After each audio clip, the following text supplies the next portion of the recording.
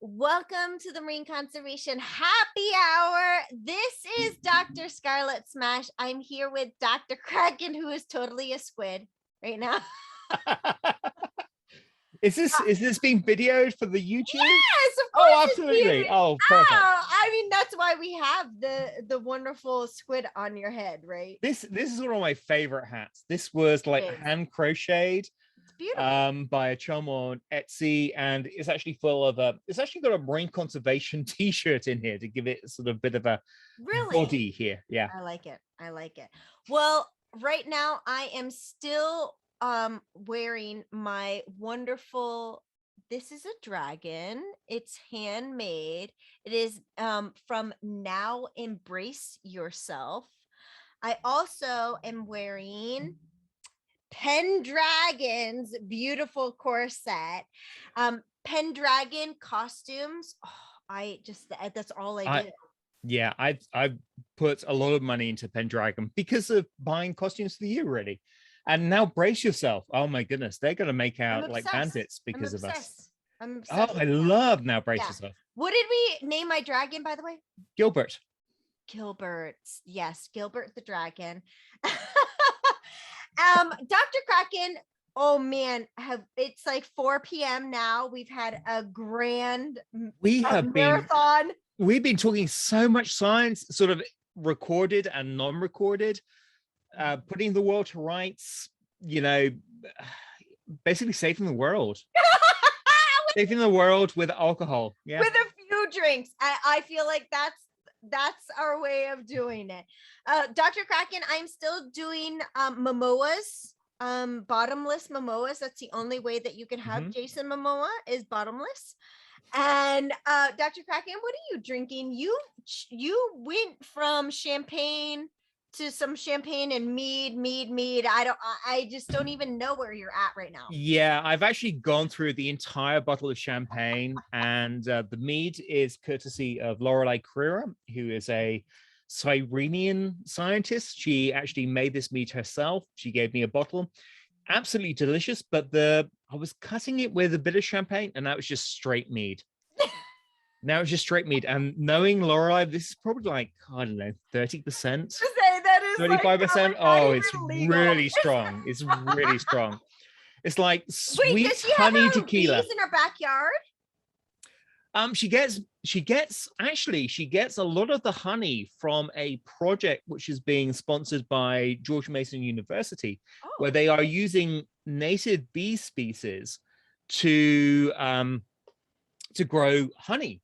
And they're also taking these, going to places like Peru, and they're using native bee species in places like Peru and Colombia, and using that as a way of developing native pollinator honey products, which can bring money to indigenous communities. So she brings a whole bunch of this stuff back from these various different projects, and then she cooks it up in a kitchen, which is very, very sticky. Mead making is super sticky. Yeah. But yeah, this is very strong. It's like drinking honey flavored tequila. It really is. Flavored tequila. Okay, I've never had that. Well, Dr. Kraken, we're here on one of our wonderful YouTube rants. Drunken. Let me take my squid head off. Yeah, that's okay. It's really hot. Oh. Well, you're just not the diva that can handle just the hotness.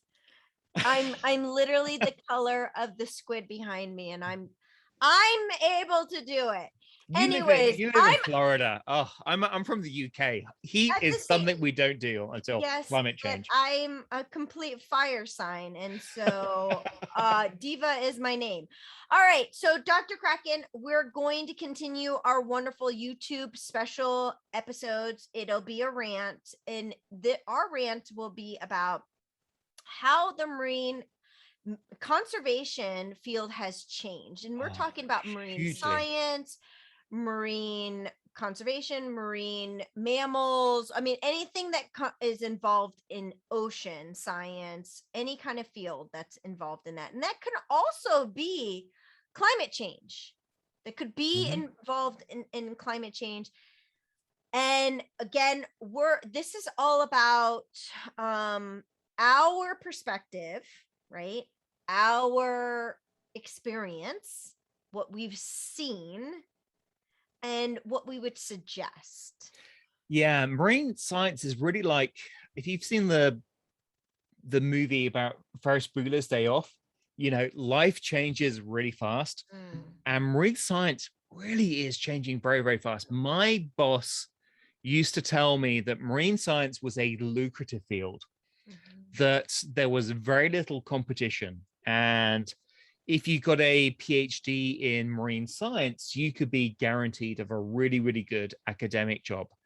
Now, completely different. I mean, what I experience as a PhD student is completely different from what you experience as a PhD You're student. Generation X, I'm Generation Millennials. Yeah. Generation Y. Huge difference. And you know, there was a massive difference. And so I have this sympathy. I have this massive sympathy and compassion to a lot of our millennials that are out there still trying to find a job in this field. You know, it's really interesting because in general, millennials were this in like this generation that was all about part of the change, right? So Generation X, you guys were able to grow up kind of in the whole old scenario of get a college degree. If you get a college degree, you're an expert. From there, you'll be able to make lots of money. And this is how you do it, right? I mean, it was pretty competitive. And I have to say, there's a big difference between the UK and US. I mean, if you're talking about careers, like chalk and cheese. In terms of the US, there's a lot of money in places like government jobs, you know, consultancies where there's careers with a huge amounts of money. In the UK, really not anywhere near that amount of money. And, you know, if you are successful in the UK, you're probably making as much as an entry-level person in the US. Right. But we're talking about degrees right now. Oh, degrees. We're talking about like education, like how do you get into this career, right? And your generation was all about get a degree in marine mammal science or marine conservation or environmental studies or whatever it is that's close to it. Then you're becoming the expert, then we'll give you the job. Yeah, when I was getting my PhD, you could probably name every single marine mammal scientist in the UK. Yeah. And you could probably name a lot of the people in the US too. It completely changed because they then started having master's programs and undergraduate programs that was specifically geared towards marine mammals. And all of these people were being produced with lots of marine mammal qualifications, but zero job potential. Whereas in my years, there was not so much competition and it was a very, very small field. So really, in terms of marine conservation, it was starting to wake up. People were realizing it was an issue. It's like, oh, yeah, we know you. You do marine conservation. Okay, let's give you a job. Yeah. Very different field to nowadays. So again, I think it's really important for us to be understanding what happened to these generations. So we've got Generation X that was all very, very traditional. Get your college degree, you'll get your job. Then we had the Generation X that was basically mentoring the millennials that were coming in saying, do the same thing that I was doing. Yes. But millennials were all a part of this new change of technology and social media. And so it was this really strange, like, two worlds at one point colliding together.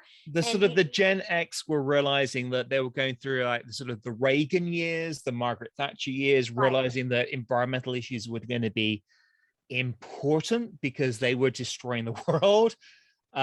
So the next generation environmental issues were going to be important, but the money didn't really sort of follow through. The issues became more important, but there wasn't the funding. And then there's the Generation Z that are like the early 20s right now. And they're really thriving in our field right now. And that's because there was this major transition from, like, you guys did not have much technology. We had technology. You have all the technology. We had all the technology. And where do we go from that? And then there's the generations that are beyond us that are like, technology was always there, and now we know what to do with it, right? And also they want to save the world because they see the mess that the baby boomers have left it in, that the Gen Xers have tried to deal with and have failed. I disagree with baby boomers. It's not the baby boomers. It's actually it's the generation before. The baby boomers were always there. So listen to Dr. Scarlett Smash's rant on generations. Okay, so the generation before the baby boomers were all about peace, love, and war. Okay, these are the hippies. Okay, these are technically the people that had the millennials, if you think about it. Okay, unless they had kids super young, a lot of them kind of had more of the younger millennials, or they were grandparents of the millennials, right? Or late Gen X's. Gen X's. And they were the ones that were like peace, love, and war, hippie. Okay, Generation X technically has the new, like, one of the younger generations, which is the Generation Z, right? The Generation Z. So it kind of like skips every other kind of like generation. And that's why you see a lot of, like, for instance, now millennials that are having babies, they're really young. They're like in elementary school and stuff like that. They're like, save the world, he.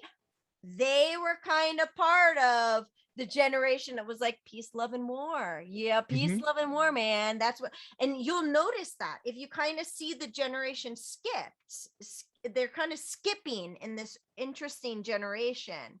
Like sort of hippie, money-oriented, conservative, hippie, money-oriented, conservative. Exactly. And you'll notice that one Generation Z is a lot more money-oriented.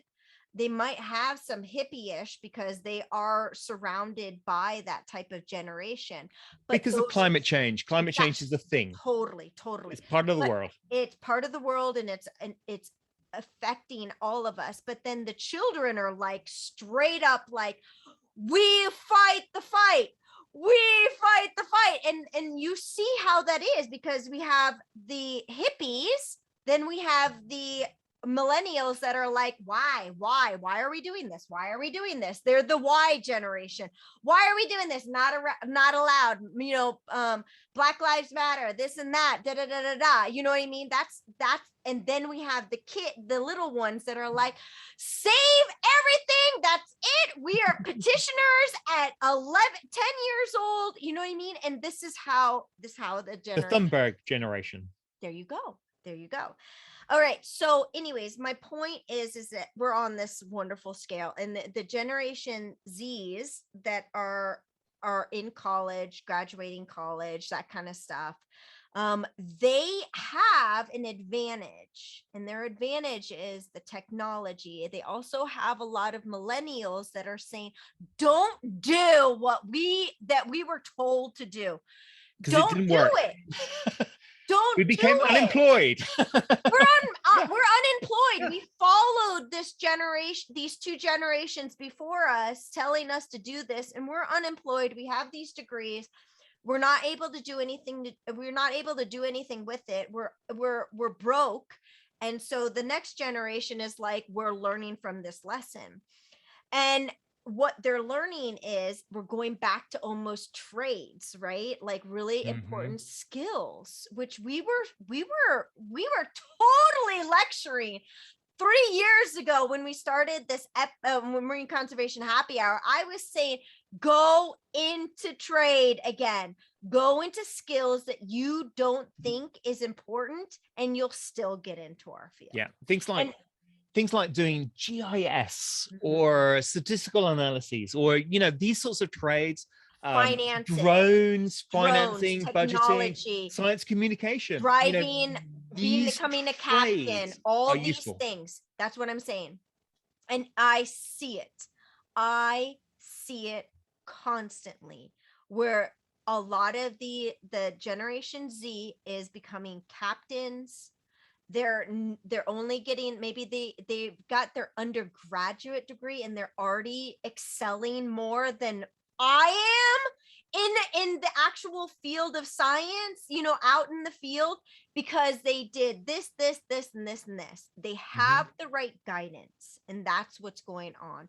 We're the oopsies, sorry, millennials, we effed up.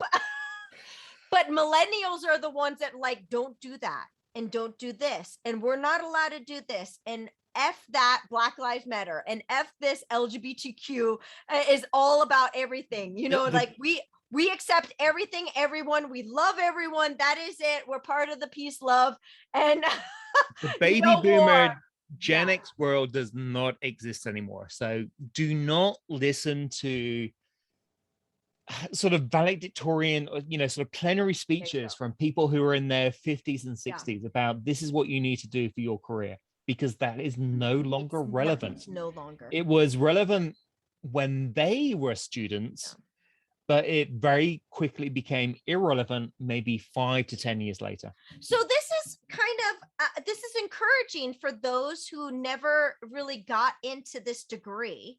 Okay. It's sad for people like me who will, that have to keep scraping, but you know what? I still want to celebrate what other people are able to accomplish. Okay. And so this is exciting for people that have not gotten that degree, that always wanted to get that degree, but that have other skills that we need. Absolutely. So this is very encouraging for that field. You have an advantage over someone like me who has the doctoral degree, but doesn't have the drone skills. Yeah. Or the budgetary skills, or the social media skills, or that, well, I mean, you do have the social media skills, but sort of the electronic communication skills, or you're the one, your Generation X is the one that has more problems with technology. Yes. But like I said, millennials were involved in technology, so it's not as scary for us. But again, so what we're trying to say is, you want to get into our field, don't go the traditional way. You don't need to go the traditional way anymore. You know what I mean? Think of the skills that scientists need. Technology. Okay. Think of the mathematics, social science, communications, finances, human dimensions. My gosh. Human dimensions is huge. Human dimensions is huge. Restoration, practical skills, coastal defenses. And here's another thing. Engineering. Don't take advice from someone that looks like they had a very affluent upbringing. No, let's be real. No, let's be absolutely real. Someone that has been privileged all of their life, you might not get the best advice from. Yes. And be really savvy, okay, about, are they actually truly successful or not in our field? Or is it just a persona that they portray on social media? A lot of our marine mammal science people pay for their followers. Oh, yes. A lot of our marine mammal scientists are actually don't have as many followers or people that actually look up to them than you think they are. They may spend 1 month in the field getting lots of Instagram photos, but spend 11 months desperate for money. Yes.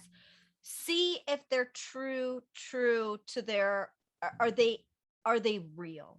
Are they real? That's the biggest thing. Or are they just trying to sell you something because they want to stay on the top and they want to be rich? They want to be rich off of you, worried about how you're going to get into this field and your career, and they're making money off of it.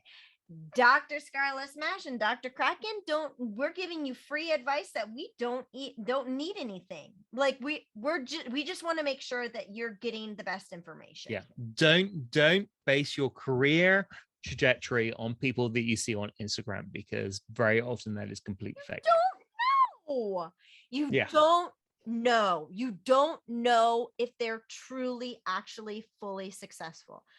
Look at what they're doing and analyze it, and then take advice. But Dr. Kraken and I want to let you know that anyone can get into this field at this point in time. If anything, what Anyone. we're seeing now is a little bit more like the sort of the founding fathers, where you just had really bright, intelligent people who had an idea, who were interested in a lot of things, science and politics and so on. They just had the gumption and the sort of drive to go forwards and make something of themselves. So we're actually seeing more in terms of marine science and marine conservation these days, people who have very interdisciplinary backgrounds. There you go. And just have drive and push and a cool idea and willing to network. There you go. And push their ideas forward. So yeah, I mean, if you look at George Washington and Thomas Jefferson and James Madison, Hamilton, that is the kind of marine conservation scientists we have of this generation. People who are non-traditional, who are making a difference. So yeah, don't listen to your university professors who are in their 60s and 70s about this is what your career trajectory is. I mean, even their 50s, even their 50s. Yeah. Even their 40s, late 40s. And if you are like, see if they are real. Are they giving you the real information? Are they true, real people? Are they really saying, hey, man, this is how I did it? But that's not how everyone's working it now. Because as we had Jordan Lerma on our podcast. He had a financial economical background. He did, what did he do? He did economics. He was into business and then got into technology, engineering. Yeah, exactly. And he's now a scientist. He's publishing. He's now a scientist. He works for one of the most prestigious research organizations. And he didn't do the normal like background that we did. And now we're seeing people in social science, conflict resolution, ethics, who are just coming up going, yes, this is something we need in terms of addressing conservation problems. And people are able to realize that there are gaps that need to be filled, as opposed to the traditional marine science. Would be, there's no right way or answer to how to get into this field. Do what you're good at. Something that you're good at. Yeah, do what you're good at. And then show and do something like Jordan Lerma, which is like bug people and show them what you're good at until they hire you, because there's going to be a lot of old scientists out there that don't even know what the heck technology is, and they're going to be wanting to hire you. Absolutely. Be stubborn, be persistent, be innovative as well. Look at, I have this skill. I can see this skill can be applied to this particular area, and just talk to someone about it. So innovation, it's a very different world from what it was in the 1970s, 1980s, 1990s. Yeah, and we've always mentioned, try to find the next new thing. Don't try to find what's happening now. Yeah, not what was good 10 years ago. What the next new thing is quickly. You know what I mean? And so look at some of the technology that's coming out as the next new thing. And talk to your peers. Talk to your peers. Your peers know what are hot topics. If a whole bunch of your people in the same sort of age range as you are realizing that a new social media platform is where everyone is going, well, why not try it? Start an account in that new social media platform, because that might be the next big thing, rather than listening to someone who is in their 60s. There you go. And we're not saying that people that are in the older generation have not contributed. They have been our hardest movement. They really actually founded the marine mammal science, like conservation background. Everything. So we definitely tilt our hats to them. but at the same time, maybe their suggestions are not exactly up to date anymore. Yeah. Yeah. The whole traditional, you get a PhD, you go into academia, you'll get a job, does not exist anymore. The I'm a likelihood of perfect you example getting of an academic job from getting a PhD is like 10%, if best. that. There you go. And to getting to a full professor, it's probably even less. So you need to think widely. You need to be open to opportunities when they occur, and recognize those opportunities when they occur. There you go. Recognize. I love that. I love that. We'll end it on that. Dr. Kraken, thank you so much for being on the show. And for everyone that is here on YouTube watching our specials, thank you so much for watching. Please subscribe, tell other people about our episodes, like us, and so we can actually provide more for you. Thank you so much. Appreciate it. Happy conservation. Bye-bye.